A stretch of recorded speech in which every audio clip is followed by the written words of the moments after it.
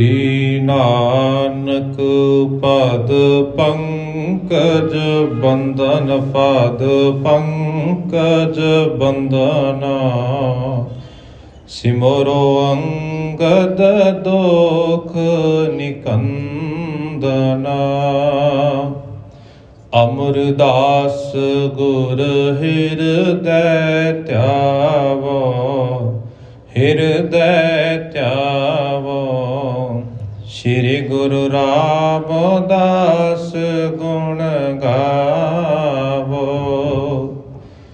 श्री अर्जन विघ्नन के नाशक विघ्नन के नाशक। हर गोविंद शुभ समत प्रकाशक।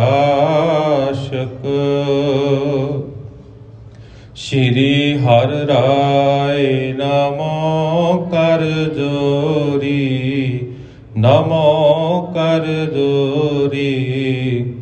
गुरु हर कृष्ण मनाए बहोरी। तेग बहादुर परम कृपाला परम कृपाला। श्री गुरु गोबिंद सिंह विसाला। तरों तरा पर पुन पुन सीसा पुन पुन बंदों बार बार जगदीसा। जिसमें अमृत ज्ञान है आनक भगत बैराग। श्री गुरु ग्रंथ साहिब उदद बंदों कर अनुराग। एक ओंकार सतगुरु तेह प्रसाद सत होए। वाहिगुरु जी की फतेह विघ्न विनाशन सोए। वाहिगुरु जी की फतेह विघ्न विनाशन सोए। जुगो जुग अटल चबर चबर तख्त दे बालक गुरता गद्दी ते विराजमान साहिब श्री गुरु ग्रंथ साहिब जी महाराज जी की पावन पवित्र हजूरी अंदर संध्या वेले दे पावन दीवाना दौरान हाजरियां भरे असकार जुग सत्संगी जड़ो। सतगुरां जी की अपार बख्शिश है कि रोजाना ही असी गुरु घर दीयां हाजरियां भर के जिथे गुरबाणी कीर्तन का लाहा प्राप्त करते हाँ, नाल ही गुरु इतिहास तो अपने आप को जानू करवाते हाँ। पिछले कुछ दिनों तो असी लड़ीवार गुरु इतिहास की कथा जो आरंभ की सी, चल रही लड़ीवार कथा के तहत नानक प्रकाश के विचों तीसरे अध्याय की कथा जो चल रही है उस दे परथाए असी कल दे दीवाना दे विच जो विचार श्रवण की सी। कुछ कु पंछी चात असी कल दे दीवाना दे अंदर मारांगे तां जो सानू अज दे इतिहास की लड़ी नूं जोड़न दे विच सोख महसूस हो सके ते इतिहास नूं समझ दे विच असी सौखे हो सकी। कल दे दीवाना दे विच कवि जी ने उस बार देश के इलाके की गल की जिस इलाके दे विच धन गुरु नानक साहब जी महाराज जी का आगमन होना है। जिस स्थान के उत्ते धन गुरु नानक साहब जी महाराज जी ने अवतार धारण करना है उस स्थान का जिक्र कवि जी ने किया सी। ते भाई बाला जी धन गुरु अंगद साहब जी महाराज जी के सन्मुख बेनती करते हैं कि हे सुखां दे निधान धन गुरु अंगद साहब जी महाराज, मैं धन गुरु नानक साहब जी महाराज जी के जीवन के बाबत जो हुण तक की कथा तुहाडे सामने व्याख्यान की है ਆਪਣੇ ਮਨ ਦੇ ਨਾਲ ਇਕਾਗਰਚਿਤ ਹੋ ਕੇ ਤੁਹਾਨੂੰ ਸੁਣਾਉਣਾ ਕੀਤੀ ਹੈ। ਹੁਣ ਅਗਲੀ ਕਥਾ ਜੋ ਧੰਨ ਗੁਰੂ ਨਾਨਕ ਸਾਹਿਬ ਜੀ ਮਹਾਰਾਜ ਜੀ ਦੇ ਅਵਤਾਰ ਧਾਰਨ ਦੀ ਹੈ, ਉਹ ਵੀ ਤੁਸੀਂ ਸਰਵਣ ਕਰੋ। ਤੇ ਨਾਲ ਹੀ ਭਾਈ ਬਾਲਾ ਜੀ ਗੁਰੂ ਅੰਗਦ ਸਾਹਿਬ ਜੀ ਨੂੰ ਸਮਝਾਉਣਾ ਕਰਦੇ ਨੇ ਕਿ ਉਹ ਇਲਾਕਾ ਜਿੱਥੇ ਧੰਨ ਗੁਰੂ ਨਾਨਕ ਸਾਹਿਬ ਜੀ ਮਹਾਰਾਜ ਜੀ ਨੇ ਪ੍ਰਗਟ ਹੋਣਾ ਹੈ, ਅਵਤਾਰ ਧਾਰਨ ਕਰਨਾ ਹੈ, ਉਸ ਇਲਾਕੇ ਦੇ ਇੱਕ ਪਾਸੇ ਰਾਵੀ ਦਰਿਆ ਵਗ ਰਿਹਾ ਤੇ ਦੂਜੇ ਪਾਸੇ ਚਨਾਬ ਦਰਿਆ ਜਿਹੜਾ ਹੈ ਵਗ ਰਿਹਾ ਹੈ। ਤੇ ਉੱਥੋਂ ਦਾ ਜਿਹੜਾ ਵਾਤਾਵਰਨ ਹੈ, ਉੱਥੋਂ ਦੇ ਜਿਹੜੇ ਰੁੱਖ ਨੇ, ਪੌਦੇ ਨੇ, ਉਹ ਮੰਨ ਲਓ ਇਸ ਤਰ੍ਹਾਂ ਸ਼ੋਭਨੀਕ ਪ੍ਰਤੀਕ ਹੁੰਦੇ ਨੇ ਕਿ ਜਿਸ ਤਰ੍ਹਾਂ ਕੋਈ ਤਖਤ ਦੇ ਉੱਤੇ ਰਾਜਾ ਬੈਠਾ ਹੋਵੇ ਤੇ ਉਸਦੇ ਅਹਿਲਕਾਰ, ਉਸਦੇ ਸੇਵਾਦਾਰ ਉਸ ਨੂੰ ਪੱਖਾ ਝੱਲਦੇ ਹੋਣ। ਇਸ ਤਰ੍ਹਾਂ ਦਾ ਉੱਥੋਂ ਦਾ ਦੇਸ਼ ਬਹੁਤ ਹੀ ਸੋਹਣਾ ਲੱਗਦਾ ਹੈ, ਆਉਂਦੇ ਜਾਂਦੇ ਰਾਹਗੀਰ ਨੂੰ ਵੀ ਆਪਣੇ ਵੱਲ ਆਕਰਸ਼ਿਤ ਕਰਦਾ ਹੈ। ਜਿਹੜਾ ਵੀ ਰਾਹੀ, ਜਿਹੜਾ ਵੀ ਮੁਸਾਫਿਰ ਉਸ ਧਰਤੀ ਦੇ ਉੱਤੋਂ ਗੁਜ਼ਰਦਾ ਹੈ ਨਾ, ਉਹ ਆਪਣੇ ਘਰ ਨੂੰ, ਆਪਣੇ ਪਿੰਡ ਨੂੰ, ਆਪਣੇ ਇਲਾਕੇ ਨੂੰ ਭੁੱਲ ਜਾਂਦਾ ਹੈ, ਉੱਥੋਂ ਦਾ ਹੀ ਹੋ ਕੇ ਰਹਿ ਜਾਂਦਾ। ਹੋਰ ਤੇ ਹੋਰ ਉੱਥੋਂ ਦੇ ਪਸ਼ੂ, ਉੱਥੋਂ ਦੇ ਪੰਛੀ ਬਹੁਤ ਹੀ ਵਧੀਆ ਨਸਲ ਦੇ ਨੇ, ਉੱਥੋਂ ਦੇ ਘੋੜੇ ਬਹੁਤ ਵਧੀਆ ਨਸਲ ਦੇ ਨੇ। ਤੇ ਅਸੀਂ ਕੱਲ ਦੇ ਦੀਵਾਨਾਂ ਦੇ ਵਿੱਚ ਇਹ ਸਭ ਵਿਚਾਰਾਂ ਸਰਵਣ ਕਰ ਚੁੱਕੇ ਹਾਂ। ਆਓ ਅੱਜ ਦੇ ਦੀਵਾਨਾਂ ਦੇ ਵਿੱਚ ਭਾਈ ਬਾਲਾ ਜੀ ਗੁਰੂ ਅੰਗਦ ਸਾਹਿਬ ਜੀ ਮਹਾਰਾਜ ਨੂੰ ਕੀ ਸੁਣਾਉਣਾ ਕਰਦੇ ਨੇ, ਉਹ ਵਿਚਾਰਾ ਆਰੰਭ ਕਰਨ ਤੋਂ ਪਹਿਲਾਂ ਗੁਰੂ ਕਲਗੀਧਰ ਪਿਤਾ ਜੀ ਵੱਲੋਂ ਬਖਸ਼ੀ ਹੋਈ ਫਤਿਹ ਦੇ ਨਾਲ ਸਾਂਝ ਪਾਈਏ ਜੀ। ਦੋਵੇਂ ਹੱਥ ਜੋੜ ਕੇ ਪਿਆਰ ਅਤੇ ਸਤਿਕਾਰ ਨਾਲ ਫਤਿਹ ਪ੍ਰਵਾਨ ਕਰੋ। ਆਖੋ ਜੀ ਵਾਹਿਗੁਰੂ ਜੀ ਕਾ ਖਾਲਸਾ, ਵਾਹਿਗੁਰੂ ਜੀ ਕੀ ਫਤਿਹ। ਚੌਪਈ ਤਿਹ ਮੈਂ ਤਲਵੰਡੀ ਫਲ ਨਗਰੀ, ਚਾਰ ਬਰਨ ਕਰ ਪੂਰਤ ਸਗਰੀ। ਕਿ ਜਿਸ ਬਾਰ ਦੇ ਦੇਸ਼ ਦੇ ਇਲਾਕੇ ਦੀ ਗੱਲ ਕੀਤੀ ਸੀ ਕਿ ਜਿਸ ਦੇ ਇੱਕ ਪਾਸੇ ਰਾਵੀ ਦਰਿਆ ਵਗ ਰਿਹਾ, ਦੂਜੇ ਪਾਸੇ ਚਨਾਬ ਦਰਿਆ ਵਗ ਰਿਹਾ, ਬਹੁਤ ਸੋਹਣੇ ਨਸਲ ਦੇ ਪਸ਼ੂ ਨੇ, ਬਹੁਤ ਤੇਜ਼ ਬੁੱਧੀ ਵਾਲੇ ਉੱਥੇ ਮਨੁੱਖ ਰਹਿੰਦੇ ਨੇ। ਉਸ ਦੇਸ਼ ਦੇ ਵਿੱਚ ਇੱਕ ਤਲਵੰਡੀ ਨਾਮ ਦਾ ਇੱਕ ਨਗਰ ਹੈ। ਇੱਥੇ ਰਾਏ ਭੋਏ ਦੀ ਤਲਵੰਡੀ ਦਾ ਜ਼ਿਕਰ ਆਇਆ ਕਿ ਉਸ ਇਲਾਕੇ ਦੇ ਵਿੱਚ ਇੱਕ ਤਲਵੰਡੀ ਨਾਮ ਦਾ ਨਗਰ ਹੈ, ਜੋ ਬਹੁਤ ਹੀ ਭਲਾ ਨਗਰ ਹੈ, ਬਹੁਤ ਹੀ ਵਧੀਆ ਨਗਰ ਹੈ।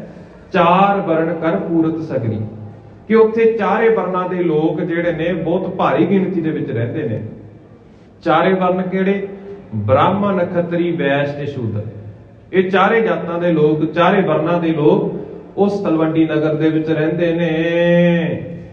ਜਿਹ ਕੇ 34 ਬਾਗ ਸੁਹਾਵਾ, ਕੁਸਮ ਬਾਟਕਾ ਬਹੁ ਸ਼ਬ ਪਾਵਾ।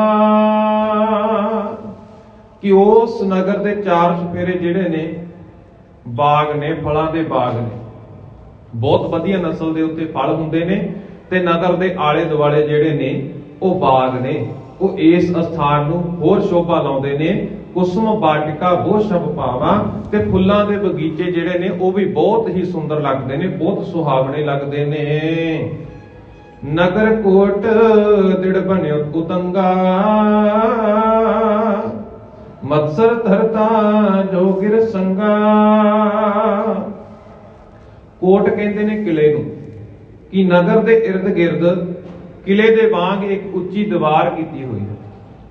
ਤੁਸੀਂ ਅੱਜ ਵੀ ਜੇਕਰ ਕਿਤੇ ਪੁਰਾਣੇ ਕਿਲੇ ਦੇ ਦੇਖੋਗੇ ਨਾ, ਉਸ ਕਿਲੇ ਦੇ ਆਲੇ ਦੁਆਲੇ ਉਸ ਦੀ ਰੱਖਿਆ ਦੇ ਲਈ ਦੀਵਾਰ ਖੜੀ ਕੀਤੀ ਹੁੰਦੀ, ਜਾਂ ਉਸ ਕਿਲੇ ਦੇ ਆਲੇ ਦੁਆਲੇ ਕੋਈ ਪਾਣੀ ਦਾ ਸੋਮਾ, ਪਾਣੀ ਦਾ ਚਸ਼ਮਾ, ਕੋਈ ਸੂਆ ਹੋਵੇ, ਕੋਈ ਨਦੀ ਹੋਵੇ, ਉਸ ਕਿਲੇ ਦੇ ਆਲੇ ਦੁਆਲੇ ਘੁੰਮਦੀ ਹੈ।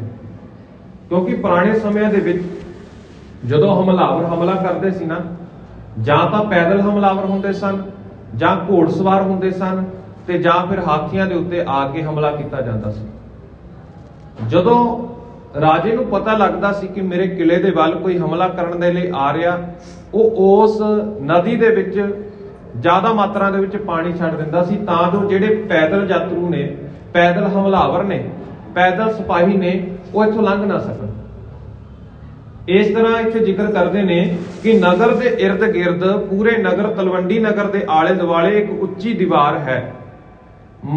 ਮਤਸਰ ਧਰਤਾ ਜੋ ਗਿਰਸੰਗਾ, ਜਿਹੜੀ ਕਿ ਮਜ਼ਬੂਤੀ ਦੇ ਵਿੱਚ ਪਹਾੜ ਦਾ ਮੁਕਾਬਲਾ ਕਰਦੀ ਹੈ। ਕਿ ਇੰਨੀ ਕੁ ਮਜ਼ਬੂਤ ਹੈ ਕਿ ਮੰਨ ਲਓ ਇੱਕ ਪਹਾੜ ਹੋਵੇ ਮਜ਼ਬੂਤ, ਉਹ ਇਸ ਤਰ੍ਹਾਂ ਦੀ ਦੀਵਾਰ ਹੈ। ਬਹੁਤ ਵਧੀਆ, ਬਹੁਤ ਤਗੜੀ ਤੇ ਬਹੁਤ ਮਜ਼ਬੂਤ ਦੀਵਾਰ ਜਿਹੜੀ ਹੈ ਨਗਰ ਦੇ ਇਰਦ ਗਿਰਦ ਬਣਾਈ ਹੋਈ ਹੈ। ਆਟਾ ਘਟਾ ਸੰਗ ਕਰਤ ਬਿਲਾਸਾ, ਮਨੋ ਨਿਰੋਧਨ ਕੀ ਹੈ ਆਸਾ। ਕਿ ਨਗਰ ਦੇ ਆਲੇ ਦੁਆਲੇ, ਨਗਰ ਦੇ ਵਿੱਚ ਵੀ ਉੱਚੀਆਂ ਬੁਰਜੀਆਂ ਬਣੀਆਂ ਨੇ, ਉੱਚੇ ਬੁਰਜ ਬਣੇ ਨੇ, ਉੱਚੀਆਂ ਅਟਾਰੀਆਂ ਬਣੀਆਂ ਨੇ। ਮਾਨੋ ਇਸ ਤਰ੍ਹਾਂ ਪ੍ਰਤੀਕ ਹੁੰਦਾ ਕਿ ਉਹ ਉੱਚੀਆਂ ਅਟਾਰੀਆਂ ਜਿਸ ਤਰ੍ਹਾਂ ਬੱਦਲਾਂ ਦੇ ਨਾਲ ਗੱਲਾਂ ਕਰਦੀਆਂ ਹੋਣ, ਕਿ ਉਹਨਾਂ ਅਟਾਰੀਆਂ ਦੇ ਨਾਲ, ਉਹਨਾਂ ਉੱਚੇ ਬੁਰਜਾਂ ਦੇ ਨਾਲ ਬੱਦਲ ਖਹਿ ਖਹਿ ਕੇ ਲੰਘਦੇ ਨੇ। ਮਨੋ ਨਿਰੋਧਨ ਕੀ ਹੈ ਆਸਾ, ਤੇ ਮਾਨੋ ਇਹ ਅਟਾਰੀਆਂ ਦਿਲਾਂ ਦੇ ਵਿੱਚ ਇਹ ਸਮਝ ਕੇ ਬੈਠੀਆਂ ਹੋਣ, ਇਹ ਬੁਰਜ ਆਪਣੇ ਮਨ ਦੇ ਵਿੱਚ ਇਹ ਖਿਆਲ ਪਾਲੀ ਬੈਠੇ ਹੋਣ ਕਿ ਅਸੀਂ ਬੱਦਲਾਂ ਨੂੰ ਰੋਕ ਲੈਣਾ, ਅਸੀਂ ਬੱਦਲਾਂ ਨੂੰ ਆਪਣੇ ਕਾਬੂ ਦੇ ਵਿੱਚ ਕਰ ਲੈਣਾ। ਇਹ ਜਿਹੜੀਆਂ ਅਟਾਰੀਆਂ ਨੇ, ਇਹ ਜਿਹੜੇ ਬੁਰਜ ਨੇ, ਇਹ ਇੰਨੇ ਉੱਚੇ ਨੇ। ਮੰਦਰ ਜਹ ਸੁੰਦਰ ਸ਼ਬ ਪਾਈ, ਸਰਬ ਰੁਤਨ ਮਹਿ ਜੇ ਸੁਖਦਾਈ। ਕਿ ਇਸ ਨਗਰ ਦੇ ਵਿੱਚ ਘਰ ਵੀ ਇੰਨੇ ਸੋਹਣੇ ਨੇ, ਘਰ ਵੀ ਇੰਨੇ ਸੋਹਣੇ ਤਰੀਕੇ ਦੇ ਨਾਲ, ਇੰਨੇ ਵਧੀਆ ਢੰਗ ਦੇ ਨਾਲ ਬਣਾਏ ਗਏ ਨੇ ਕਿ ਜਿਹੜੀ ਮਰਜ਼ੀ ਰੁੱਤ ਆ ਜਾਵੇ, ਸਾਰੀਆਂ ਰੁੱਤਾਂ ਦੇ ਵਿੱਚ ਵੀ ਇਹ ਘਰ ਜਿਹੜੇ ਨੇ ਸੁਖਦਾਇਕ ਨੇ। ਚਾਹੇ ਗਰਮੀ ਆ ਜਾਵੇ, ਚਾਹੇ ਸਰਦੀ ਆ ਜਾਵੇ, ਚਾਹੇ ਬਰਸਾਤ ਆ ਜਾਵੇ, ਭਾਵ ਜਿਹੜਾ ਮਰਜ਼ੀ ਮੌਸਮ ਆ ਜਾਵੇ, ਜਿਹੜੀ ਮਰਜ਼ੀ ਰੁੱਤ ਆ ਜਾਵੇ, ਸਾਰੀਆਂ ਰੁੱਤਾਂ ਦੇ ਵਿੱਚ ਹੀ ਇਹ ਜਿਹੜੇ ਘਰ ਨੇ ਨਾ, ਇਹ ਸ਼ੋਭਨੀਕ ਨੇ। ਘਰ ਜਿਹੜੇ ਨੇ ਸੋਹਣੇ ਲੱਗਦੇ ਨੇ ਤੇ ਸਾਰਿਆਂ ਨੂੰ ਸੁਖਦਾਇਕ ਨੇ, ਸਾਰਿਆਂ ਨੂੰ ਆਰਾਮ ਦਿੰਦੇ ਨੇ। ਅਸ਼ਟਪਦਾ ਸਮਝਪਣੀ ਪੂਰੀ, ਬਣਜ ਸੋਝ ਸੋ ਆਪਨ ਪੂਰੀ। ਅਸ਼ਟਪਦ ਕਹਿੰਦੇ ਨੇ 8 ਪਦ ਵਾਲੇ, 8 ਕਿਨਾਰਿਆਂ ਵਾਲੀ, ਭਾਵ ਇੱਕ ਚੌਪੜ ਦੀ ਸ਼ੇਪ ਦੇ ਵਾਂਗ ਇੱਕ 8 ਕਿਨਾਰਿਆਂ ਵਾਲੀ ਜਿਹੜੀ ਹੈ ਇੱਥੇ ਇੱਕ ਨਗਰ ਦੇ ਵਿੱਚ ਮੰਡੀ ਵੀ ਹੈ। ਇਹ ਜਿੱਥੇ ਵਣਜ ਵਪਾਰ ਹੁੰਦਾ ਹੈ, ਜਿੱਥੇ ਵਪਾਰੀ ਆ ਕੇ ਵਣਜ ਕਰਦੇ ਨੇ, ਇਸ ਨਗਰ ਦੇ ਵਿੱਚ ਇੱਕ ਮੰਡੀ ਵੀ ਹੈ। ਵਣਜ ਸੋਝ ਸੋ ਆਪਨ ਪੂਰੀ, ਅਤੇ ਸਾਰੀਆਂ ਦੁਕਾਨਾਂ ਜਿਹੜੀਆਂ ਨੇ ਸੌਦੇ ਦੇ ਨਾਲ ਭਰਪੂਰ ਨੇ, ਸੌਦੇ ਦੇ ਨਾਲ ਭਰੀਆਂ ਹੋਈਆਂ ਨੇ, ਸਮਾਨ ਦੇ ਨਾਲ ਭਰੀਆਂ ਹੋਈਆਂ ਨੇ। ਹੁਣ ਜਿਸ ਨਗਰ ਦੇ ਵਿੱਚ ਧੰਨ ਗੁਰੂ ਨਾਨਕ ਸਾਹਿਬ ਜੀ ਮਹਾਰਾਜ ਜੀ ਨੇ ਅਵਤਾਰ ਧਾਰਨ ਕਰਨਾ ਹੈ ਨਾ, ਰਾਏ ਭੋਏ ਦੀ ਤਲਵੰਡੀ ਦਾ ਜ਼ਿਕਰ ਇੱਥੇ ਭਾਈ ਬਾਲਾ ਜੀ ਗੁਰੂ ਅੰਗਦ ਸਾਹਿਬ ਜੀ ਨੂੰ ਸੁਣਾਉਂਦੇ ਨੇ। ਸ੍ਰੀ ਨਾਨਕ ਆਗਮ ਕੇ ਹੇਤੂ, ਰਚਿਓ ਸੁਰਗ ਵਿਦ ਸੁਖ ਸੰਕੇਤੂ। ਕਿ ਜਿਸ ਤਰ੍ਹਾਂ ਧੰਨ ਗੁਰੂ ਨਾਨਕ ਸਾਹਿਬ ਜੀ ਮਹਾਰਾਜ ਜੀ ਦਾ ਆਗਮਨ ਹੋਣਾ ਹੈ ਨਾ, ਤੇ ਇਸ ਤਰ੍ਹਾਂ ਕਹਿੰਦੇ ਮਹਿਸੂਸ ਹੋ ਰਿਹਾ, ਰਚਿਓ ਸੁਰਗ ਵਿਦ ਸੁਖ ਸੰਕੇਤੂ, ਕਿ ਉਸ ਪਰਮਾਤਮਾ ਨੇ, ਉਸ ਅਕਾਲ ਪੁਰਖ ਵਾਹਿਗੁਰੂ ਨੇ ਇਸ ਨਗਰ ਨੂੰ ਸਵਰਗ ਵਰਗਾ ਜਿਹੜਾ ਹੈ, ਸਵਰਗਾਂ ਵਰਗਾ ਸੁੱਖਾਂ ਦਾ ਘਰ ਬਣਾ ਦਿੱਤਾ ਹੋਵੇ। ਇਸ ਤਰ੍ਹਾਂ ਪ੍ਰਤੀਕ ਹੁੰਦਾ, ਇਸ ਤਰ੍ਹਾਂ ਸ਼ੋਭਨੀਕ ਹੈ, ਇਸ ਤਰ੍ਹਾਂ ਦੀ ਇਹ ਵਡਿਆਈ ਹੈ ਇਸ ਨਗਰ ਦੀ। ਸੁਰਬੀ ਖੀਰ ਪੁਇਕ ਸਮਾਨਾ, ਸੁਰਸਮ ਸੁੰਦਰ ਮਨਜ ਸਜਾਨਾ। ਇੱਥੋਂ ਦੀਆਂ ਜਿਹੜੀਆਂ ਗਊਆਂ ਨੇ, ਕੱਲ ਵੀ ਜ਼ਿਕਰ ਕੀਤਾ ਸੀ ਕਿ ਜਿਹੜੇ ਸੂਝਵਾਨ ਉੱਥੇ ਲੋਕ ਰਹਿੰਦੇ ਨੇ, ਗਿਆਨ ਵਾਲੇ ਲੋਕ ਜਿਹੜੇ ਉੱਥੇ ਰਹਿੰਦੇ ਨੇ, ਉਹਨਾਂ ਨੇ ਆਪਣੇ ਗਿਆਨ ਦੇ ਨਾਲ ਪਸ਼ੂਆਂ ਦੀਆਂ ਨਸਲਾਂ ਵੀ ਬਹੁਤ ਸੋਹਣੀਆਂ ਤਰੀਕੇ ਦੇ ਨਾਲ ਤਿਆਰ ਕੀਤੀਆਂ ਨੇ। ਤੇ ਉੱਥੋਂ ਦੀਆਂ ਹੁਣ ਜ਼ਿਕਰ ਆਇਆ ਕਿ ਸੁਰਪੀ ਖੀਰ ਪੁਇਕ ਸਮਾਨਾ, ਕਿ ਜਿਹੜਾ ਗਾਵਾਂ ਦਾ ਦੁੱਧ ਹੈ ਨਾ, ਉਹ ਅੰਮ੍ਰਿਤ ਵਰਗਾ ਹੈ। ਭਾਵ ਉੱਥੋਂ ਦੀਆਂ ਗਾਵਾਂ ਜਿਹੜੀਆਂ ਨੇ ਵਧੀਆ ਚਾਰਾ ਚਰਦੀਆਂ ਨੇ ਤੇ ਨਾਲ ਹੀ ਵਧੀਆ ਤਰੀਕੇ ਦੇ ਨਾਲ ਬਹੁਤ ਸੋਹਣਾ ਦੁੱਧ ਜਿਹੜਾ ਹੈ ਉਹ ਦਿੰਦੀਆਂ ਨੇ। ਉਹਨਾਂ ਦਾ ਦੁੱਧ ਜਿਹੜਾ ਹੈ ਅੰਮ੍ਰਿਤ ਵਰਗਾ ਹੈ। ਸੁਰਸਮ ਸੁੰਦਰ ਮਨਜ ਸਮਾਨਾ। ਤੇ ਜਿਹੜੇ ਨਗਰ ਦੇ ਮਨੁੱਖ ਨੇ, ਜਿਹੜੇ ਨਗਰ ਦੇ ਲੋਕ ਨੇ, ਜਿਹੜੇ ਉਸ ਪਿੰਡ ਦੇ ਵਿੱਚ, ਉਸ ਕਸਬੇ ਦੇ ਵਿੱਚ ਲੋਕ ਰਹਿੰਦੇ ਨੇ ਨਾ, ਉਹ ਕਹਿੰਦੇ ਮਾਨੋ ਦੇਵਤਿਆਂ ਵਰਗੇ ਨੇ। ਬਹੁਤ ਵਧੀਆ ਸੁਭਾਅ ਹੈ ਉਹਨਾਂ ਮਨੁੱਖਾਂ ਦਾ, ਤੇ ਬਹੁਤ ਸੁੰਦਰ ਤੇ ਬਹੁਤ ਸਿਆਣੇ ਨੇ। ਜਿਹ ਕੀ ਰਚਨਾ ਹੇਰ ਬਚਿਤਰਾ, ਵਿਸ਼ਕਰਮਾ ਹੋਇਓ ਚਿਤ ਚਿਤਰਾ। ਕਿ ਹੁਣ ਉਸ ਨਗਰ ਦੀ ਜਿਹੜੀ ਸੁੰਦਰਤਾ ਦੇਖੀ, ਅਸੀਂ ਪਿੱਛੇ ਜ਼ਿਕਰ ਕੀਤਾ ਕਿ 2 ਨਹਿਰਾਂ ਵਗਦੀਆਂ ਨੇ, ਵਧੀਆ ਤਰੀਕੇ ਦੇ ਰੁੱਖ ਨੇ, ਫੁੱਲਾਂ ਦੇ ਬਾਗ ਨੇ, ਫਲਾਂ ਦੇ ਬਾਗ ਨੇ, ਬਗੀਚੇ ਨੇ। ਇਹ ਸਾਰਾ ਕੁਝ ਦੇਖ ਕੇ ਹੁਣ ਜਿਹੜਾ ਧਰਤੀ ਦਾ, ਇਸ ਵਿਸ਼ਵ ਦਾ ਜਿਹੜਾ ਕਰਤਾ ਹੈ, ਇੱਥੇ ਹੁਣ ਵਿਸ਼ਵਕਰਮਾ ਦਾ ਜ਼ਿਕਰ ਆਇਆ ਕਿ ਉਹ ਕਾਰਕ, ਉਹ ਜਿਹੜਾ ਦੇਵਤਾ ਹੈ ਨਾ ਵਿਸ਼ਵਕਰਮਾ, ਉਹ ਵੀ ਹੈਰਾਨ ਹੋ ਰਿਹਾ ਆਪਣੇ ਚਿੱਤ ਦੇ ਵਿੱਚ ਵੀ ਇੰਨਾ ਸੋਹਣਾ ਨਗਰ ਇੱਥੋਂ ਦੇ ਲੋਕਾਂ ਨੇ ਬਣਾ ਲਿਆ। ਇੱਥੋਂ ਦੇ ਲੋਕਾਂ ਨੇ ਇੰਨੀਆਂ ਸੋਹਣੀਆਂ ਨਸਲਾਂ ਦੀਆਂ ਜਿਹੜੀਆਂ ਫਸਲਾਂ ਸੀ ਉਹ ਤਿਆਰ ਕੀਤੀਆਂ, ਬਹੁਤ ਸੋਹਣੇ ਤਰੀਕੇ ਦੇ ਜਿਹੜੇ ਸੀ ਫਲ ਤਿਆਰ ਕਰਕੇ ਇਹ ਜਿਹੜਾ ਨਗਰ ਹੈ ਬਹੁਤ ਸ਼ੋਭਨੀਕ ਹੋ ਗਿਆ। ਤੇ ਵਿਸ਼ਵਕਰਮਾ ਵੀ ਆਪਣੇ ਚਿੱਤ ਦੇ ਵਿੱਚ ਇਹ ਸਾਰਾ ਕੁਝ ਦੇਖ ਕੇ ਹੈਰਾਨ ਰਹਿ ਗਿਆ। श्रुत पाठी होती मत्ते तत्वेतु खट कर्मी कृत कैवल हेतु। ते उस नगर दे विच जिहड़े ने श्रुत पाठी होती तत्वेतु कि उस नगर दे विच जग करन वाले जिहड़े ने पाठी ने, जग करते ने, वेद वाले जिहड़े पाठी ने, जग दे विच आहूतियां देण वाले, जग दी किरिया करन वाले, जग दी किरिया नूं जानन वाले जिहड़े ने लोग रहिंदे ने। खट कर्मी कृत कैवल हेतु कि मुक्ति प्राप्त करन वास्ते जिहड़े खट दा भाव हुंदा छे, जिहड़े मुक्ति प्राप्त करन वास्ते 6 कर्म ने ना, ਉਹ 6 कर्म ਕਰਨ ਵਾਲੇ ਲੋਕ ਵੀ ਉੱਥੇ ਜਿਹੜੇ ਨੇ ਉਸ ਨਗਰ ਦੇ ਵਿੱਚ ਵਸਦੇ ਨੇ। ਹੁਣ ਬਾਕੀ ਦੇ ਮੱਤਾਂ ਦੇ ਅਨੁਸਾਰ ਜਿਹੜੇ 6 कर्म ਨੇ ਜਿਨ੍ਹਾਂ ਦੇ ਨਾਲ ਮੁਕਤੀ ਪ੍ਰਾਪਤ ਕੀਤੀ ਜਾ ਸਕਦੀ ਸੀ, ਉਸ ਮੱਤ ਦੀ ਜਿਹੜੀ ਵਿਚਾਰਧਾਰਾ ਸੀ, ਉਹਨਾਂ ਦੇ ਵਿੱਚ 6 कर्म ਇਹ ਆਉਂਦੇ ਨੇ। ਇੱਕ ਤਾਂ ਜਗ ਕਰਨਾ ਤੇ ਦੂਜਾ ਜਗ ਕਰਾਉਣਾ, ਵਿਦਿਆ ਪੜ੍ਹਨੀ ਤੇ ਵਿਦਿਆ ਪੜਾਉਣੀ, ਦਾਨ ਦੇਣਾ ਤੇ ਦਾਨ ਪ੍ਰਾਪਤ ਕਰਨਾ। ਇਹ 6 कर्म ਜੇਕਰ ਕੋਈ ਮਨੁੱਖ ਕਰਦਾ ਸੀ, ਇਸ ਤਰ੍ਹਾਂ ਮੰਨਿਆ ਜਾਂਦਾ ਸੀ ਕਿ ਉਹ ਮਨੁੱਖ ਇਸ ਸੰਸਾਰ ਤੋਂ ਬਾਅਦ ਜਿਹੜਾ ਹੈ ਮੁਕਤ ਹੋ ਜਾਵੇਗਾ, ਉਹ ਜਨਮ ਮਰਨ ਦੇ ਚੱਕਰਾਂ ਦੇ ਵਿੱਚੋਂ ਮੁਕਤ ਹੋ ਜਾਵੇਗਾ। ਹਾਲਾਂਕਿ ਜਦੋਂ ਅਸੀਂ ਗੁਰਬਾਣੀ ਦੇ ਦਰਸ਼ਨ ਕਰਦੇ ਹਾਂ, ਗੁਰਬਾਣੀ ਨੂੰ ਵਿਚਾਰਨ ਦਾ ਯਤਨ ਕਰਦੇ ਹਾਂ, ਗੁਰਬਾਣੀ ਦੇ ਅਨੁਸਾਰ ਮਨੁੱਖ ਮਰਨ ਤੋਂ ਬਾਅਦ ਮੁਕਤ ਨਹੀਂ ਹੁੰਦਾ। ਗੁਰਬਾਣੀ ਨੇ ਸਾਨੂੰ ਇਹ ਸਮਝਾਇਆ ਕਿ ਜਿਉਂਦੇ ਜੀ ਕਿਸ ਤਰ੍ਹਾਂ ਵਿਕਾਰਾਂ ਦੇ ਵੱਲੋਂ ਅਸੀਂ ਮੁਕਤੀ ਪ੍ਰਾਪਤ ਕਰਨੀ, ਜਿਉਂਦੇ ਜੀ ਕਿਸ ਤਰ੍ਹਾਂ ਅਸੀਂ ਲੋਭ ਤੋਂ ਬਚਣਾ, ਜਿਉਂਦੇ ਜੀ ਕਿਸ ਤਰ੍ਹਾਂ ਅਸੀਂ ਕ੍ਰੋਧ ਤੋਂ ਬਚਣਾ, ਜਿਉਂਦੇ ਜੀ ਅਸੀਂ ਕਿਸ ਤਰ੍ਹਾਂ ਸਚਿਆਰੇ ਹੋ ਕੇ ਇਹਨਾਂ ਵਿਕਾਰਾਂ ਦੇ ਵੱਲੋਂ ਖਲਾਸੀ ਪ੍ਰਾਪਤ ਕਰਨੀ। ਇਹ ਬਾਕੀ ਮਤਾਂ ਦੀ ਵਿਚਾਰਧਾਰਾ ਸੀ ਕਿ ਇਹ 6 ਕੰਮ ਕਰਾਂਗੇ ਨਾ ਤਾਂ ਅਸੀਂ ਮੁਕਤ ਹੋ ਸਕਦੇ ਹਾਂ। ਅਸ ਦਿਜਬਰ ਜੈ ਬਸੇ ਸੁਖਾਰੇ, ਛਤਰੀ ਧਰਮ ਜੁਧ ਹਿਤ ਤਾਰੇ। ਅਸ ਦਿਜਬਰ ਜਹ ਬਸੇ ਸੁਖਾਰੇ ਕਿ ਇਸ ਨਗਰ ਦੇ ਵਿੱਚ ਜਿਹੜੇ ਬ੍ਰਾਹਮਣ ਦੇ ਵਰਣ ਦੇ ਲੋਕ ਨੇ ਨਾ, ਉਹ ਵੀ ਬੜੇ ਆਰਾਮ ਦੇ ਨਾਲ, ਬੜੇ ਸੁੱਖਾਂ ਦੇ ਨਾਲ ਇਸ ਨਗਰ ਦੇ ਵਿੱਚ ਰਹਿ ਰਹੇ ਨੇ। ਛਤਰੀ ਧਰਮ ਯੁੱਧ ਹਿਤ ਤਾਰੇ ਕਿ ਜਿਹੜੇ ਖੱਤਰੀ ਨੇ ਨਾ, ਜਿਹੜੇ ਛਤਰੀ ਨੇ, ਉਹਨਾਂ ਨੂੰ ਧਰਮ ਯੁੱਧ ਦੇ ਨਾਲ ਬੜਾ ਪ੍ਰੇਮ ਹੈ, ਜਿਹੜੇ ਧਰਮ ਯੁੱਧ ਦੇ ਨਾਲ ਬੜਾ ਲਗਾਵ ਕਰਦੇ ਨੇ। ਇਹੋ ਜਿਹੇ ਖੱਤਰੀ, ਇਹੋ ਜਿਹੇ ਛਤਰੀ ਇਸ ਨਗਰ ਦੇ ਵਿੱਚ ਰਹਿੰਦੇ ਨੇ। ਬਣ ਕਤਣੀ ਕ੍ਰਿਤ ਬਣਜ ਬਨੀਤਾ, ਬਾਤ ਕੁਸ਼ਲ ਬੇਦਨ ਪੰਥ ਪ੍ਰੀਤਾ। ਕਿ ਜਿਹੜੇ ਵੈਸ਼ ਨੇ, ਹੁਣ ਵੈਸ਼ ਅਸੀਂ 4 ਵਰਨਾਂ ਦਾ ਜ਼ਿਕਰ ਕੀਤਾ। ਬ੍ਰਾਹਮਣ ਦਾ ਕੰਮ ਹੁੰਦਿਆ ਪਾਠ ਕਰਨੇ, ਪੂਜਾ ਪਾਠ ਕਰਨੀ, ਤੇ ਖੱਤਰੀਆਂ ਦਾ ਜਿਹੜਾ ਕੰਮ ਹੈ ਜਦੋਂ ਕਿਤੇ ਸਮਾਜ ਦੇ ਉੱਤੇ ਵਿਪਤਾ ਆ ਗਈ, ਉਸ ਸਮਾਜ ਦੀ ਰੱਖਿਆ ਕਰਨੀ, ਭਾਵ ਜੰਗਾਂ ਯੁੱਧਾਂ ਦੇ ਵਿੱਚ ਜਾਣਾ। ਤੇ ਅੱਗੇ ਹੁਣ ਵੈਸ਼ ਦਾ ਜ਼ਿਕਰ ਆਇਆ, ਤੇ ਵੈਸ਼ ਦਾ ਉਸ ਦਾ ਜਿਹੜਾ ਕੰਮ ਹੁੰਦਾ ਵਣਜ ਕਰਨਾ, ਵਪਾਰ ਕਰਨਾ, ਸਮਾਜ ਦੇ ਲੋਕਾਂ ਦੇ ਲਈ ਵਣਜ ਇਕੱਠਾ ਕਰਕੇ, ਵਪਾਰ ਇਕੱਠਾ ਕਰਕੇ, ਜਿਹੜੀਆਂ ਲੋੜਵੰਦ ਵਸਤੂਆਂ ਨੇ ਉਹ ਇਕੱਠੀਆਂ ਕਰਕੇ ਉਹਨਾਂ ਦਾ ਵਣਜ ਕਰਨਾ। ਤੇ ਅੱਗੇ ਜ਼ਿਕਰ ਆ ਗਿਆ ਜੀ ਵੈਸ਼ ਦਾ ਕਿ ਇਸ ਸਾਰੇ ਜਿਹੜੇ ਵੈਸ਼ ਨੇ ਸੰਯੁਕਤ ਵਿਹਾਰ ਦੇ ਨਾਲ, ਚੰਗੇ ਤਰੀਕੇ ਦੇ ਨਾਲ ਜਿਹੜਾ ਹੈ ਇੱਥੇ ਵਪਾਰ ਕਰਦੇ ਨੇ। ਵਾਤ ਕੁਸ਼ਲ ਵੇਦਨ ਪਥ ਪ੍ਰੀਤਾ, ਤੇ ਇੱਥੇ ਦੇ ਜਿਹੜੇ ਚਤਰ ਮਨੁੱਖ ਨੇ ਉਹ ਵੀ ਵੇਦ ਮਾਰਗ ਦਾ ਜਿਹੜਾ ਵੇਦ ਮਾਰਗ ਦੇ ਨਾਲ ਪ੍ਰੀਤ ਕਰਦੇ ਨੇ। ਜਿਹੜੇ ਸਿਆਣੇ ਮਨੁੱਖ ਨੇ ਨਾ, ਉਹ ਵੀ ਵੇਦਾਂ ਦੀ ਵਿਚਾਰ ਦੇ ਨਾਲ ਜਿਹੜੇ ਨੇ ਉੱਥੇ ਪ੍ਰੀਤ ਕਰਦੇ ਨੇ। ਹੁਣ 4 ਵਰਨਾਂ ਦਾ ਗੱਲ ਕੀਤਾ, ਜ਼ਿਕਰ ਕੀਤਾ। ਚਾਰੇ ਵਰਨ ਜਿਹੜੇ ਨੇ ਉਸ ਨਗਰ ਦੇ ਵਿੱਚ ਰਹਿੰਦੇ ਨੇ। ਉਹਨਾਂ ਨਗਰ ਦੇ ਜਿਹੜੇ 4 ਵਰਨ ਨੇ, ਉਹਨਾਂ 4 ਵਰਨਾਂ ਦੇ ਲੋਕਾਂ ਦੀ ਮਰਿਆਦਾ ਦੀ ਗੱਲ ਕੀਤੀ ਇੱਥੇ।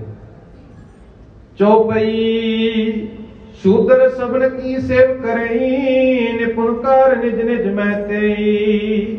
ਤੇ ਜਿਹੜੇ ਸ਼ੂਦਰ ਲੋਕ ਨੇ ਨਾ, ਉਹ ਕਹਿੰਦੇ ਸਾਰਿਆਂ ਦੀ ਸੇਵਾ ਆਪਣੇ ਮਨ ਦੇ ਨਾਲ ਕਰਦੇ ਨੇ।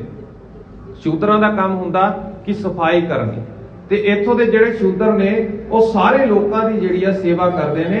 ਨਿਪੁਣ ਕਾਰ ਨਿਜ ਨਿਜ ਮੈਂ ਤੇਈ ਕਿ ਸਾਰੇ ਹੀ ਮਨੁੱਖ ਆਪਣਾ ਆਪਣਾ ਕੰਮ ਬੜੀ ਤਨਦੇਹੀ ਦੇ ਨਾਲ, ਬੜੀ ਕੁਸ਼ਲਤਾ ਦੇ ਨਾਲ ਕਰ ਰਹੇ ਨੇ। ਨਰ ਅਰੋਗਤਾ ਜਤ ਕੁਸ਼ਲਾਤਾ, ਵੈਦਿਕ ਪਠੇ ਹੇਤ ਸਭ ਗਿਆਤਾ।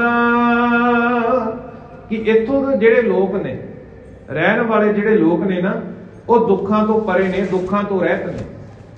ਹੁਣ ਜੇਕਰ ਵਾਤਾਵਰਨ ਸੋਹਣਾ ਹੋਵੇਗਾ, ਵਾਤਾਵਰਨ ਸਾਫ਼ ਸੁਥਰਾ ਹੋਵੇਗਾ, ਚੰਗੇ ਰੁੱਖ ਹੋਣਗੇ, ਚੰਗੀ ਆਕਸੀਜਨ ਮਨੁੱਖ ਨੂੰ ਮਿਲੇਗੀ, ਤਾਂ ਮਨੁੱਖ ਸੁਭਾਵਿਕ ਹੀ ਸਾਹ ਲੈਣ ਦੇ ਵਿੱਚ ਵੀ ਸੁੱਖ ਮਹਿਸੂਸ ਕਰੇਗਾ, ਤੇ ਜਦੋਂ ਇਹੋ ਜਿਹਾ ਵਾਤਾਵਰਨ ਹੋਵੇਗਾ, ਚੰਗੀ ਫਸਲ ਪੈਦਾ ਹੋਵੇਗੀ, ਚੰਗੀ ਫਸਲ ਮਨੁੱਖ ਖਾਵੇਗਾ, ਚੰਗੇ ਫਲ ਖਾਵੇਗਾ, ਤਾਂ ਸੁਭਾਵਿਕ ਹੀ ਉਸ ਦੇ ਜੀਵਨ ਦੇ ਵਿੱਚੋਂ ਜਿਹੜੇ ਰੋਗ ਨੇ ਉਹ ਘਟ ਜਾਣਗੇ। ਤਾਂ ਹੁਣ ਇੱਥੇ ਜ਼ਿਕਰ ਕੀਤਾ ਕਿ ਇਸ ਨਗਰ ਦੇ ਵਿੱਚ ਰਹਿਣ ਵਾਲੇ ਜਿਹੜੇ ਮਨੁੱਖ ਨੇ ਉਹ ਰੋਗਤਾ ਨਾਲ ਰਹਿੰਦੇ ਨੇ, ਦੁੱਖਾਂ ਤੋਂ ਪਰੇ ਨੇ, ਉਹ ਰੋਗ ਰਹਿਤ ਨੇ ਤੇ ਪ੍ਰਸੰਨਤਾ ਦੇ ਨਾਲ, ਬੜੀ ਖੁਸ਼ੀ ਦੇ ਨਾਲ ਇਸ ਨਗਰ ਦੇ ਵਿੱਚ ਵਿਚਰਦੇ ਨੇ। ਵੈਦਿਕ ਪਠੇ ਹੇਤ ਸਭ ਗਿਆਤਾ, ਕਿ ਸਭ ਨੂੰ ਗਿਆਨ ਦੇਣ ਵਾਸਤੇ ਜਿਹੜਾ ਹੈ ਇਸ ਨਗਰ ਦੇ ਵਿੱਚ ਵੇਦਾਂ ਦਾ ਉਚਾਰਨ ਕੀਤਾ ਜਾਂਦਾ। ਇੱਥੋਂ ਦੀਆਂ ਪਾਠਸ਼ਾਲਾ ਖੁੱਲੀਆਂ ਨੇ ਤੇ ਮਨੁੱਖਾਂ ਨੂੰ ਵੇਦਾਂ ਦਾ ਗਿਆਨ ਦਿੱਤਾ ਜਾਂਦਾ ਤਾਂ ਜੋ ਉਹ ਵੀ ਵੇਦਾਂ ਤੋਂ ਗਿਆਤਾ ਹੋ ਸਕਣ। ਵੇਦੀ ਵੰਸ਼ ਵਸੇ ਧਨ ਧਾਰੀ, ਯੁੱਧ ਵੇਦ ਕਾਜਨੇ ਸੁਧਾਰੀ, ਕਿ ਸ਼ਸਤਰਧਾਰੀ ਵੇਦੀ ਵੰਸ਼ ਵੀ ਇੱਥੇ ਜਿਹੜੀ ਹੈ ਵਸਦੀ ਹੈ। ਇਸ ਨਗਰ ਦੇ ਵਿੱਚ, ਤਲਵੰਡੀ ਦੇ ਵਿੱਚ ਵੇਦੀ ਵੰਸ਼ ਦੇ ਲੋਕ ਵੀ ਵਸਦੇ ਨੇ, ਜਿਨ੍ਹਾਂ ਦਾ ਕੰਮ ਹੈ ਸ਼ਸਤਰਧਾਰੀ ਹੋ ਕੇ ਰਹਿਣਾ, ਸ਼ਸਤਰਧਾਰੀ ਹੋ ਕੇ ਵਿਚਰਨਾ। ਯੁੱਧ ਵੇਦ ਕਾਜਨੇ ਸੁਧਾਰੀ, ਕਿ ਜਿਨ੍ਹਾਂ ਨੇ ਯੁੱਧ ਦੀ ਵਿਦਿਆ ਦੇ ਵਿੱਚ ਵੀ ਸੁਧਾਰ ਕੀਤਾ ਹੈ। ਹੁਣ ਅੱਗੇ ਅਸੀਂ ਜੇਕਰ ਦੇਖਾਂਗੇ ਵੀ ਕਿਸ ਤਰ੍ਹਾਂ ਦੀ ਯੁੱਧ ਨੀਤੀ ਦੇ ਵਿੱਚ ਸੁਧਾਰ ਕੀਤਾ। ਤੁੰਡ ਕਾਲਕਾ ਪਾਵਕ ਕੁੰਡਾ, ਜਗ ਥੰਬ ਸੇ ਸ਼ੋਭਤ ਝੰਡਾ। ਇੱਥੇ ਹੁਣ ਯੱਗ ਕਰਨ ਦੇ ਲਈ ਜਿਹੜੀਆਂ ਜਿਹੜੀਆਂ ਚੀਜ਼ਾਂ ਦੀ ਜ਼ਰੂਰਤ ਹੁੰਦੀ ਨਾ, ਉਹਨਾਂ ਦਾ ਪਹਿਲਾਂ ਜ਼ਿਕਰ ਕੀਤਾ ਕਿ ਮੁੱਖ ਕਾਲਕਾ, ਜਿਸ ਤਰ੍ਹਾਂ ਅਗਨੀ ਕੁੰਡ, ਯੱਗ, ਥੰਮ ਤੇ ਨਾਲ ਜਿਹੜਾ ਝੰਡਾ ਹੈ, ਉਹ ਸਾਰੀਆਂ ਚੀਜ਼ਾਂ ਦਾ ਇੱਥੇ ਜਿਹੜਾ ਹੈ ਜ਼ਿਕਰ ਕੀਤਾ ਹੈ। ਕਿਰਪਨ ਸਮ ਕਤੁਰਤਾ ਖੋਏ, ਕਰਵਾਰਨ ਕੇ ਕੀਨ ਸਰੋਏ, ਕਿ ਉਹਨਾਂ ਨੇ ਆਪਣੇ ਜੀਵਨ ਦੇ ਵਿੱਚੋਂ, ਜਗ ਕਰਤਾ ਨੇ ਜਿਹੜੀ ਹੈ ਸ਼ੂਮਤਾ ਛੱਡਣੀ ਹੁੰਦੀ ਹੈ, ਤੇ ਇੱਥੇ ਜਗ ਕਰਤਾਵਾਂ ਨੇ ਕਾਇਰਤਾ ਛੱਡ ਦਿੱਤੀ। ਜਿਹੜੇ ਜਗ ਕਰਨ ਵਾਲੇ ਨੇ ਉਹਨਾਂ ਨੇ ਸ਼ੂਮਤਾ ਛੱਡਣੀ ਸੀ, ਪਰ ਇੱਥੋਂ ਦੇ ਜਗ ਕਰਨ ਵਾਲਿਆਂ ਨੇ ਕਾਇਰਤਾ ਛੱਡ ਦਿੱਤੀ। ਦੁਸ਼ਟ ਮੇਖ ਬਹੁ ਦੀਨ ਅਹੁਤੀ, ਜੈ ਸਰਪੀ ਸ਼੍ਰੋਣਕ ਸੰਯੁਤੀ। ਆਮ ਤੌਰ ਦੇ ਉੱਤੇ ਜਦੋਂ ਅਸੀਂ ਕਿਸੇ ਨੂੰ ਜਗ ਕਰਦੇ ਦੇਖਦੇ ਆ ਨਾ, ਤਾਂ ਉੱਥੇ ਜਿਹੜੀ ਸਮੱਗਰੀ ਹੁੰਦੀ, ਤਾਂ ਉਸ ਸਮੱਗਰੀ ਦੇ ਵਿੱਚ, ਉਸ ਕੁੰਡੇ ਦੇ ਵਿੱਚ, ਉਸ ਅਗਨੀ ਦੇ ਵਿੱਚ ਚਮਚੇ ਦੇ ਨਾਲ ਘਿਓ ਪਾਇਆ ਜਾਂਦਾ। ਪਰ ਇੱਥੇ ਜ਼ਿਕਰ ਕਰਦੇ ਨੇ ਜਿਹੜੇ ਉੱਥੋਂ ਦੇ ਵੇਦੀ ਵੰਸ਼ ਦੇ ਲੋਕ ਨੇ, ਜਿਹੜੇ ਸ਼ਸਤਰਧਾਰੀ ਨੇ ਨਾ, ਉਹ ਚਮਚਿਆਂ ਦੀ ਥਾਂ ਤੇ ਤਲਵਾਰਾਂ ਨੂੰ ਉਹਨਾਂ ਨੇ ਧਾਰਨ ਕੀਤਾ ਹੈ, ਤੇ ਜਿਹੜਾ ਉੱਥੇ ਚਮਚਿਆਂ ਦੇ ਨਾਲ ਘਿਓ ਪਾਇਆ ਜਾਂਦਾ ਸੀ, ਉਹ ਤਲਵਾਰਾਂ ਦੇ ਨਾਲ ਦੁਸ਼ਟ ਮਨੁੱਖਾਂ ਦਾ ਮਾਸ ਦੀ ਆਹੂਤੀ, ਦੁਸ਼ਟ ਮਨੁੱਖਾਂ ਦੇ ਖੂਨ ਦੀ ਆਹੂਤੀ ਕਰਦੇ ਨੇ। ਭਾਵ ਉਹਨਾਂ ਨੇ ਸਾਰੀ ਦੀ ਸਾਰੀ ਜਿਹੜੀ ਕਿਰਿਆ ਹੈ, ਯੁੱਧ ਦੀ ਵਿਦਿਆ ਜਿਹੜੀ ਸੀ, ਉਸ ਦੇ ਵਿੱਚ ਜਿਹੜਾ ਸੁਧਾਰ ਕੀਤੇ ਦੇ ਜ਼ਿਕਰ ਕੀਤਾ, ਉਹ ਸਾਰੇ ਦਾ ਸਾਰਾ ਉਹਨਾਂ ਦੇ ਹੱਥਾਂ ਦੇ ਵਿੱਚ ਸ਼ਸਤਰ ਨੇ, ਹੱਥਾਂ ਦੇ ਵਿੱਚ ਕਿਰਪਾਨਾਂ ਫੜੀਆਂ ਹੋਈਆਂ ਨੇ, ਤੇ ਉਹ ਘਿਓ ਦੀ ਜਗ੍ਹਾ ਤੇ ਉਹਨਾਂ ਦੁਸ਼ਟਾਂ ਮਨੁੱਖਾਂ ਦਾ ਨਾਸ਼ ਕਰਦੇ ਨੇ। ਉਹਨਾਂ ਦੁਸ਼ਟ ਮਨੁੱਖਾਂ ਦਾ ਲਹੂ ਜਿਹੜਾ ਹੈ ਉਹ ਆਪਣੀਆਂ ਕਿਰਪਾਨਾਂ ਨੂੰ ਦਿੰਦੇ ਨੇ। ਅਸਵੇਦੀ ਵਾਸੀ ਤਲਵੰਡੀ, ਜਿਨ ਕੀ ਬਹੁ ਕੀਰਤ ਜਗ ਮੰਡੀ, ਕਿ ਇਹੋ ਜਿਹੇ ਜਿਹੜੀ ਵੇਦੀ ਵੰਸ਼ ਦੇ ਲੋਕ ਨੇ, ਜਿਹੜੇ ਤਲਵੰਡੀ ਦੇ ਵਿੱਚ ਰਹਿੰਦੇ ਨੇ, ਇਹਨਾਂ ਦੀ ਸਾਰੀ ਜਿਹੜੀ ਕਿਰਤ ਹੈ, ਜਿਹੜੀ ਸਾਰੀ ਸ਼ਸਤਰ ਵਿਦਿਆ ਦਾ ਜਿਹੜਾ ਇਹਨਾਂ ਨੇ ਸੁਧਾਰ ਕੀਤਾ ਹੈ, ਜਗਤ ਦੀ ਮੰਡੀ ਦੇ ਵਿੱਚ ਇਹ ਸਾਰੇ ਇਹਨਾਂ ਦੀ ਪ੍ਰਸ਼ੰਸਾ ਹੋ ਰਹੀ ਹੈ। ਚਿਰੰਕਾਲ ਤੇ ਰਹਿਤ ਬਿਤਾਈ, ਭਾਸ਼ਿਵ ਰਾਮ ਤਾਸ ਕੁਲ ਮਾਹੀ, ਕਿ ਜਿਹੜੀ ਵੇਦੀ ਵੰਸ਼ ਹੈ ਨਾ, ਬਾਕੀ ਦੇ 4 ਵਰਨਾਂ ਦੇ ਵਾਂਗ, ਬ੍ਰਾਹਮਣ, ਖੱਤਰੀ, ਵੈਸ਼ ਤੇ ਸ਼ੂਦਰਾਂ ਦੇ ਵਾਂਗ, ਇਹ ਵੇਦੀ ਵੰਸ਼ ਵੀ ਇਸ ਨਗਰ ਦੇ ਵਿੱਚ ਬਹੁਤ ਲੰਮੇ ਸਮੇਂ ਤੋਂ, ਬਹੁਤ ਪੁਰਾਣੇ ਸਮੇਂ ਤੋਂ ਇਸ ਵੇਦੀ ਵੰਸ਼ ਦੇ ਲੋਕ ਇਸ ਨਗਰ ਦੇ ਵਿੱਚ ਰਹਿੰਦੇ ਨੇ। ਹੁਣ ਅੱਗੇ ਜ਼ਿਕਰ ਆ ਗਿਆ ਭਾ ਸ਼ਿਵਰਾਮ ਤਾਸ ਕੁਲ ਮਾਹੀ। ਧੰਨ ਗੁਰੂ ਨਾਨਕ ਸਾਹਿਬ ਜੀ ਮਹਾਰਾਜ ਜੀ ਦੇ ਦਾਦਾ ਜੀ ਦਾ ਜ਼ਿਕਰ, ਭਾ ਸ਼ਿਵਰਾਮ ਜੀ, ਤੇ ਜਿਹੜੇ ਮਹਿਤਾ ਕਲਿਆਣ ਦਾਸ ਜੀ ਦੇ ਪਿਤਾ ਜੀ ਨੇ। ਹੁਣ ਥੋੜਾ ਜਿਹਾ ਇਹਨਾਂ ਦਾ ਜ਼ਿਕਰ ਵੀ ਅਸੀਂ ਸਾਂਝਾ ਕਰਾਂਗੇ। ਇੱਥੇ ਜ਼ਿਕਰ ਕੀਤਾ ਗਿਆ ਹੈ ਨਾਮ ਸ਼ਿਵਰਾਮ, ਪਰ ਕੁਝ ਕੁ ਇਤਿਹਾਸਕਾਰਾਂ ਨੇ ਇਹਨਾਂ ਦਾ ਨਾਮ ਸ਼ਿਵ ਨਾਰਾਇਣ ਵੀ ਦੱਸਿਆ, ਤੇ ਇਹਨਾਂ ਦਾ ਜਨਮ ਸੰਮਤ 1475 ਨੂੰ ਹੋਇਆ। ਜਦੋਂ ਅਸੀਂ ਸੰਮਤ ਪੜ੍ਹਦੇ ਹਾਂ ਇਤਿਹਾਸ ਦੇ ਵਿੱਚ ਨਾ, ਜਦੋਂ ਅਸੀਂ ਸੰਮਤ ਨੂੰ ਇਤਿਹਾਸ ਦੇ ਵਿੱਚ, ਈਸਵੀ ਦੇ ਵਿੱਚ ਜਿਹੜੇ ਹੁਣ ਸਾਲ ਚੱਲ ਰਹੇ ਨੇ, ਇਸ ਦੇ ਵਿੱਚ ਕਨਵਰਟ ਕਰਨਾ ਹੋਵੇ ਤਾਂ ਅਸੀਂ ਉਸ ਦੇ ਵਿੱਚੋਂ 57 ਸਾਲ ਘਟਾਉਣੇ ਨੇ। ਹੁਣ ਇੱਥੇ 1475 ਦੇ ਸੰਮਤ ਦੀ ਗੱਲ ਕੀਤੀ, ਤੇ ਉਸ ਦੇ ਵਿੱਚ ਜਦੋਂ 57 ਸਾਲ ਘਟਾ ਦਾਂਗੇ ਤਾਂ 1418 ਈਸਵੀ ਦਾ ਜ਼ਿਕਰ ਆ ਜਾਵੇਗਾ ਕਿ ਉਸ ਧੰਨ ਗੁਰੂ ਨਾਨਕ ਸਾਹਿਬ ਜੀ ਮਹਾਰਾਜ ਜੀ ਦੇ ਦਾਦਾ ਜੀ, ਜਿਨ੍ਹਾਂ ਦਾ ਨਾਮ ਸ਼ਿਵਰਾਮ ਹੈ, ਮਹਿਤਾ ਕਲਿਆਣ ਦਾਸ ਜੀ ਦੇ ਪਿਤਾ ਜੀ ਨੇ, ਉਹਨਾਂ ਦਾ ਜਨਮ ਜਿਹੜਾ ਹੈ 1418 ਈਸਵੀ ਦੇ ਵਿੱਚ ਇਸ ਨਗਰ ਦੇ ਵਿੱਚ ਹੀ ਹੋਇਆ। ਬ੍ਰਿਤ ਸ਼ਾਂਤ ਕੀ ਜਿਨ ਮਨ ਕੀਨੀ, ਜੀਵਾ ਰਾਜ ਤਮ ਕੀ ਤਜ ਦੀਨੀ, कि जिन्हां दा सुभाਅ, जिन्हां दी बिरती जिहड़ी है बहुत ही शांत है, बहुत ही शांत सुभाਅ दे ने। जीवा रज तम की तज दीनी। हुण इत्थे रजोगुण ते तमोगुण दी गल कीती, ਇਹ ਮਾਇਆ ਦੇ ਗੁਣ ਦੱਸੇ ਜਾਂਦੇ ਨੇ। ਰਜ ਗੁਣ ਦਾ ਭਾਵ ਹੈ ਕਿ ਜਿਸ ਮਨੁੱਖ ਦੇ ਜੀਵਨ ਦੇ ਵਿੱਚੋਂ ਕਾਮ, ਕ੍ਰੋਧ, ਲੋਭ, ਮੋਹ, ਹੰਕਾਰ ਤੋਂ ਜਿਹਨੇ ਆਪਣੇ ਆਪ ਨੂੰ ਛੁਡਾ ਲਿਆ, ਕਾਮ, ਕ੍ਰੋਧ, ਲੋਭ, ਮੋਹ ਤੇ ਕਾਬੂ ਕਰ ਲਿਆ। ਤੇ ਤਮ ਗੁਣ ਹੋ ਗਿਆ ਮਾਇਆ ਦਾ, ਇਹ ਵੀ ਇੱਕ ਤੀਜਾ ਗੁਣ ਮੰਨਿਆ ਜਾਂਦਾ, ਜਿਸ ਦਾ ਮਤਲਬ ਇਹ ਹੁੰਦਾ ਵੀ ਇਸ ਨੇ ਆਪਣੇ ਵਿੱਚੋਂ ਅਗਿਆਨਤਾ ਨੂੰ ਖਤਮ ਕਰ ਲਿਆ, ਬੁਰਾਈ ਨੂੰ ਖਤਮ ਕਰ ਲਿਆ ਤੇ ਕਿਤੇ ਨਾ ਕਿਤੇ ਵੈਰ ਵਿਰੋਧ ਨੂੰ ਖਤਮ ਕਰ ਲਿਆ। ਭਾਵ ਧੰਨ ਗੁਰੂ ਨਾਨਕ ਸਾਹਿਬ ਜੀ ਮਹਾਰਾਜ ਜੀ ਦੇ ਜਿਹੜੇ ਦਾਦਾ ਜੀ ਨੇ, ਭਾਈ ਸ਼ਿਵਰਾਮ ਜੀ, ਜਿਨ੍ਹਾਂ ਦਾ ਇੱਥੇ ਜ਼ਿਕਰ ਕੀਤਾ ਗਿਆ ਵੀ ਉਹਨਾਂ ਦਾ ਸੁਭਾਅ ਬਹੁਤ ਹੀ ਸ਼ਾਂਤ ਹੈ। ਉਹਨਾਂ ਨੇ ਆਪਣੇ ਜੀਵਨ ਦੇ ਵਿੱਚੋਂ ਕਾਮ ਨੂੰ, ਕ੍ਰੋਧ ਨੂੰ, ਲੋਭ ਨੂੰ, ਵੈਰ ਵਿਰੋਧ ਨੂੰ, ਅਗਿਆਨਤਾ ਨੂੰ, ਕ੍ਰੋਧ ਨੂੰ ਆਪਣੇ ਜੀਵਨ ਦੇ ਵਿੱਚ ਉਹਨਾਂ ਨੇ ਖਤਮ ਕਰ ਲਿਆ। ਇਹੋ ਜਿਹੀ ਉਹਨਾਂ ਦੀ ਸ਼ਖਸੀਅਤ ਹੈ। ਹੋਏ ਅਹਿੰਸ ਅਜੁਦ ਕਰ ਸ਼ੋਰੇ, श्रीपत के पद पद्म ने हो रे। क्यों ना ਅਸੀਂ ਪਿੱਛੇ ਜ਼ਿਕਰ ਕੀਤਾ ਕਿ ਵੇਦੀ ਵੰਸ਼ ਦੇ ਜਿਹੜੇ ਲੋਕ ਸੀ ਸ਼ਸਤਰਧਾਰੀ ਸਨ, ਤੇ ਇੱਥੇ ਕਹਿੰਦੇ ਵੀ ਧੰਨ ਗੁਰੂ ਨਾਨਕ ਸਾਹਿਬ ਜੀ ਮਹਾਰਾਜ ਜੀ ਦੇ ਦਾਦਾ ਜੀ ਦੇ ਅਸੀਂ ਜੀਵਨ ਦੇ ਬਾਬਤ ਗੱਲ ਕੀਤੀ ਕਿ ਕਿਸ ਤਰ੍ਹਾਂ ਉਹਨਾਂ ਨੇ ਜੀਵਨ ਦੇ ਵਿੱਚ ਕਾਮ, ਕ੍ਰੋਧ, ਲੋਭ, ਮੋਹ, ਹੰਕਾਰ ਤੋਂ ਆਪਣੇ ਆਪ ਨੂੰ ਬਚਾ ਕੇ ਰੱਖਿਆ, ਉਹਨਾਂ ਦੇ ਉੱਤੇ ਕਾਬੂ ਪਾਇਆ। ਤੇ ਹੁਣ ਇੱਥੇ ਜ਼ਿਕਰ ਕੀਤਾ ਹੋਏ ਅਹਿੰਸ ਅਯੁੱਧ ਕਰ ਸ਼ੋਰੇ। ਅਹਿੰਸ ਕਹਿੰਦੇ ਨੇ ਹਿੰਸਾ ਤੋਂ ਰਹਿਤ, ਅਯੁੱਧ ਕਰ ਸ਼ੋਰੇ ਕਿ ਉਹਨਾਂ ਦੇ ਦਾਦਾ ਜੀ ਨੇ ਜਿਹੜੇ ਸੀ ਆਪਣੇ ਹੱਥਾਂ ਚੋਂ ਸ਼ਸਤਰ ਜਿਹੜੇ ਸੀ ਉਹ ਛੱਡ ਦਿੱਤੇ। ਸ਼੍ਰੀਪਤ ਕੇ ਪਦ ਪਦਮ ਨੇ ਹੋਰੇ, ਤੇ ਮਾਇਆ ਦੇ ਮਾਲਕ ਧੰਨ ਗੁਰੂ ਨਾਨਕ ਸਾਹਿਬ ਜੀ ਮਹਾਰਾਜ ਜੀ ਦੇ ਦਾਦਾ ਜੀ ਨੇ ਮਾਇਆ ਦੇ ਮਾਲਕ ਉਸ ਪਰਮਾਤਮਾ, ਉਸ ਵਾਹਿਗੁਰੂ ਦੇ ਚਰਨਾਂ ਦੇ ਵਿੱਚ ਉਹਨਾਂ ਦੀ ਸ਼ਰਨ ਲਈ ਹੈ ਤੇ ਉਹਨਾਂ ਦੇ ਚਰਨ ਕਮਲਾਂ ਦਾ ਆਸਰਾ ਲੈਂਦੇ ਉਹ ਪਰਮਾਤਮਾ ਦੀ ਬੰਦਗੀ ਦੇ ਵਿੱਚ ਜੁੜ ਗਏ ਨੇ। ਸ਼ਸਤਰ ਜਿਹੜੇ ਸੀ ਉਹਨਾਂ ਨੇ ਹੱਥਾਂ ਦੇ ਵਿੱਚੋਂ ਆਪਣੇ ਤੋਂ ਛੱਡ ਦਿੱਤੇ ਨੇ, ਸ਼ਸਤਰ ਸੁੱਟ ਕੇ ਉਹ ਪਰਮਾਤਮਾ ਦੀ ਬੰਦਗੀ ਦੇ ਨਾਲ ਜੁੜ ਗਏ ਨੇ। ਤਹਿ ਬਨਾਰਸੀ ਨਾਮ ਸੋਤੀਆ, ਪਤਬ੍ਰਤ ਧਰਮ ਜਾਸ ਦਿੜਕੀਆ। ਹੁਣ ਇੱਥੇ ਧੰਨ ਗੁਰੂ ਨਾਨਕ ਸਾਹਿਬ ਜੀ ਮਹਾਰਾਜ ਜੀ ਦੇ ਦਾਦੀ ਜੀ ਦਾ ਜ਼ਿਕਰ ਆ ਗਿਆ, ਜਿਨ੍ਹਾਂ ਦਾ ਨਾਮ ਬਨਾਰਸੀ ਦੇਵੀ ਸੀ। 100 ਦਾ ਭਾਵ ਹੁੰਦਾ ਸ੍ਰੇਸ਼ਟ, 100 ਭਾਵ ਸ੍ਰੇਸ਼ਟ ਇਸਤਰੀ, ਤੇ ਉਸ ਦੀ ਸ੍ਰੇਸ਼ਟ ਇਸਤਰੀ ਦਾ ਨਾਮ ਜਿਹੜਾ ਹੈ ਬਨਾਰਸੀ ਦੇਵੀ। ਸ਼ਿਵਰਾਮ ਜੀ ਦੀ ਜਿਹੜੀ ਧਰਮ ਸੁਪਤਨੀ ਨੇ, ਉਹਨਾਂ ਦਾ ਨਾਮ ਬਨਾਰਸੀ ਦੇਵੀ ਹੈ, ਜੋ ਧੰਨ ਗੁਰੂ ਨਾਨਕ ਸਾਹਿਬ ਜੀ ਮਹਾਰਾਜ ਜੀ ਦੇ ਦਾਦੀ ਜੀ ਨੇ। ਪਤ ਬ੍ਰਤ ਧਰਮ ਜਾਸ ਦਿੜਕੀਆ, ਕਿ ਜਿਨ੍ਹਾਂ ਨੇ ਆਪਣੇ ਜੀਵਨ ਦੇ ਵਿੱਚ ਪਤੀਬ੍ਰਤਾ ਜਿਹੜਾ ਧਰਮ ਹੈ ਉਹ ਦ੍ਰਿੜ ਕੀਤਾ ਹੈ, ਪਤੀਬ੍ਰਤਾ ਧਰਮ ਜਿਹੜਾ ਹੈ ਉਹ ਆਪਣੇ ਜੀਵਨ ਦੇ ਵਿੱਚ ਪੱਕਾ ਕੀਤਾ ਹੈ। ਤਿੰਨ ਤੇ ਸੁਤ ਜੁਗ ਭਏ ਸੁਚਾਲੂ, ਵੱਡ ਕਾਲੂ ਛੋਟੇ ਸੁਭ ਲਾਲੂ। ਕਿ ਸ਼ਿਵਰਾਮ ਜੀ ਤੇ ਬਨਾਰਸੀ ਦੇਵੀ ਜੀ ਦੇ ਘਰ 2 ਪੁੱਤਰਾਂ ਦਾ ਜਨਮ ਹੁੰਦਾ, ਜਿਹੜੇ ਬਹੁਤ ਹੀ ਸੋਹਣੇ ਆਚਰਣ ਵਾਲੇ ਨੇ, ਜਿਹੜੇ ਸਦਾਚਾਰੀ ਨੇ, ਉਹ ਪੁੱਤਰਾਂ ਦਾ ਜਨਮ ਉੱਥੇ ਹੁੰਦਾ ਹੈ। ਵੱਡੇ ਦਾ ਨਾਮ ਕਾਲੂ ਜੀ ਹੈ ਤੇ ਛੋਟੇ ਦਾ ਨਾਮ ਜਿਹੜਾ ਹੈ ਲਾਲੂ ਜੀ ਹੈ। ਵਡ ਭਾਗੀ ਜੋ ਹੈ ਸੁਭ ਕਰਮੀ, ਭਗਤ ਪਰਿਆਜਨ ਨਿਸ਼ਚਲ ਧਰਮੀ। ਤੇ ਕਹਿੰਦੇ ਬਾਬਾ ਕਾਲੂ ਜੀ ਜਿਹੜੇ ਨੇ ਉਹ ਸ਼ੁਭ ਕਰਮਾਂ ਵਾਲਾ, ਬੜਾ ਸਾਦਗੀ ਵਾਲਾ, ਬੜਾ ਵਡਭਾਗੀ ਹੈ। ਬਾਬਾ ਕਾਲੂ ਜੀ ਦਾ ਜ਼ਿਕਰ ਆਇਆ ਵੀ ਉਹ ਬਹੁਤ ਵਡਭਾਗੀ ਨੇ, ਉਹ ਵੱਡਿਆਂ ਭਾਗਾਂ ਵਾਲੇ ਨੇ ਤੇ ਸ਼ੁਭ ਕਰਮਾਂ ਵਾਲੇ ਨੇ। ਭਗਤ ਪਰਾਜਨ ਨਿਸ਼ਚਲ ਧਰਮੀ, ਉਹ ਭਗਤੀ ਨੂੰ ਧਾਰਨ ਕਰਨ ਵਾਲੇ ਨੇ।